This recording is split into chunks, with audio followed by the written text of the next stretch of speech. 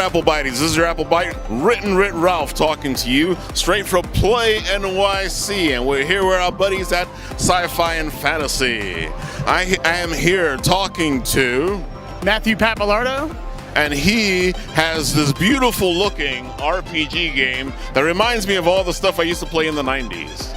And I have it in good authority that somebody told me that this is actually based on a D&D adventure? Yeah, well, about 11 years ago, the CEO of the company made a map and developed an entire world. And for the past 11 years, we've been developing it over a timeline of over 10,000 years of history. Very, very developed, multiple cultures that you'll experience within the game, all loosely based off of the adventures me and my friends were having, drinking, playing D when we were at. But I've been a dungeon master for over 20 years, so over 100 of my original narratives exist within the great Gaias.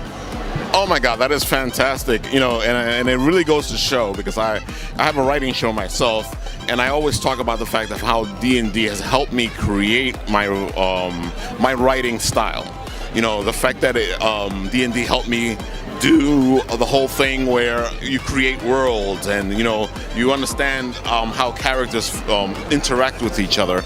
And I'm always being a good proponent of the fact that D&D is very useful. Oh, absolutely. I think that most of the most important video games and just stories in general evolved from the Dungeons and Dragons tables, and that's from the 60s. Like just personally myself, like Elder Scrolls, like all of those games that came from a Dungeons and Dragons campaign, that started just like this with a map and a couple of guys with some cool ideas and possibly just trying to look at having a good time in their mom's basement or wherever you guys play D&D nowadays, But it's awesome. It looks fantastic. I gotta admit, we were stuck here in the puzzle, and this alone reminds me of those hard 90s puzzles where you actually had to sit there and figure out exactly how you were gonna get through the level, and I find that fantastic. I feel like, they don't challenge you like this anymore. Yeah, no, I totally agree. It's most of the AAA gaming publishers that I see nowadays, they pander to multiple types of audiences, and then they miss the mark across the board.